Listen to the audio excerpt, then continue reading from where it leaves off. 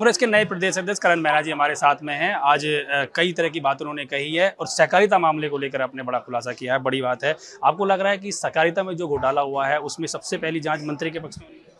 देखिए, जांच हमेशा नीचे स्तर से होती है, कागजात से, और वो जांच की आंच ऊपर तक जानी चाहिए। मैं केवल मंत्री नहीं कह रहा, मैं तो सरकार कह रहा हूँ। बिना सरकार की सहमति के क्या नोएडा में जब हमारे पास एक विभाग है जो सारी भर्तियों के एग्जाम्स लेने के लिए एक विभाग चयनित है, उसका ढांचा है, उससे नहीं करा के एक प्राइवेट कंपनी से वो एग्जाम कराया जाता है। कोरोना के काल में जब पत्रकारों को भी पास लेके मजबूरी में और अलग अलग जाना है, उस समय आप उम्मीद कर रहे हो कि यहाँ का नौजवान नवयुवतियाँ नोएडा जाके 2 दिन के शॉर्ट नोटिस में वहाँ पहुँचे एग्जाम देंगे। ये सबसे पहले संकेत है कि कोई घोटाला। नहीं तो जिन लोगों ने वहाँ भर्तियों में एग्जाम दिया वो वहाँ कैसे पहुँचे? 2 दिन के शॉर्ट नोटिस में वो पहुँचे कैसे? पहली बात। दूसरा, जो अभी वर्तमान में हुआ है, चतुर्थ श्रेणी कर्मचारियों के पद समाप्त हैं उस विभाग में, आप पता कर लीजिए, उसके ऑर्डर्स भी हैं। और उसके बाद एक नया नामकरण किया जाता है। काम वही है लेकिन नाम बदल के उन पदों को पुनर्जीवित किया गया। और जब वो पुनर्जीवित पद हुए हैं तो उसमें बहुत बड़ा घोटाले की बात लोग कर रहे हैं। लोग शिकायतें कर रहे हैं कि एक ही परिवार के 2 भाइयों को, चचा भतीजे को, रिश्तेदारों को पद मिल गए। तो ये जांच का विषय है और मुख्यमंत्री जी ने संज्ञान लिया, मैं धन्यवाद देता हूं।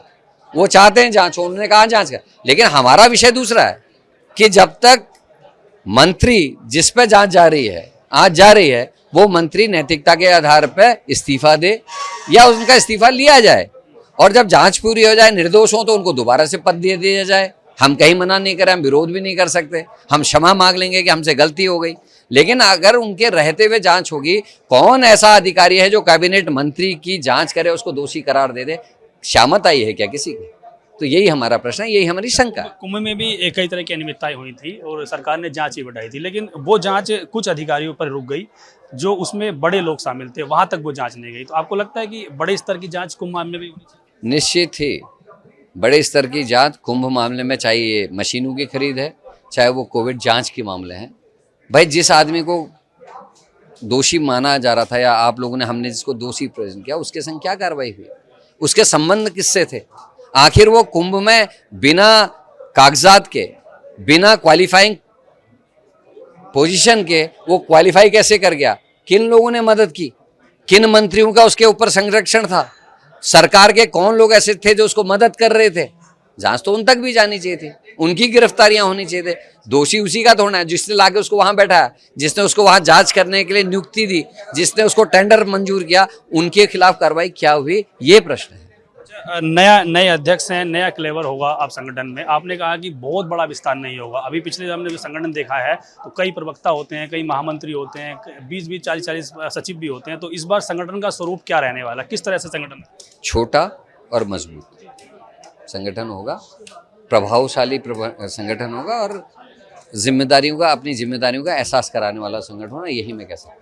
कुछ विधायकों की नाराजगी पे क्या कहेंगे? जो लोग कह रहे हैं नाराज हैं, क्या सच्चाई है इसमें या सिर्फ ये प्रोपोगेंडा है? मुझे नहीं लगता। कुछ लोग तो नाम ही ले रहे हैं, पर मेरे से उसने अभी तक कुछ नहीं कहा। अन्य विधायक मेरे संग लगातार संपर्क में है, बधाइयां भी सबने दी हैं। सब, अब दादा हम कब मिलना है, आप देहरादून हैं, आप चले गए हैं, ये सारी बातें विधायक लोग कर रहे हैं। तो मैं कैसे मानूं नाराजी है? कल बैसाखी की लोग तैयारी कर रहे हैं, अम्बेडकर जयंती उसकी तैयारी कर रहे हैं। अब मैं उनको बोलूँगा तुम यहीं आके बैठे रहो, वो संभव नहीं है।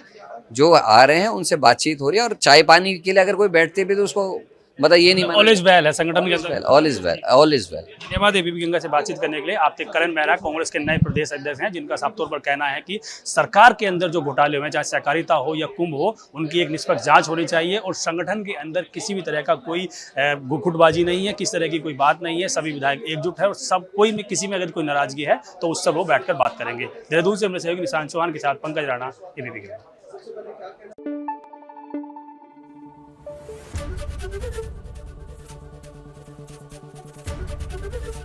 एबीपी गंगा, खबर आपकी, जुबान आपकी।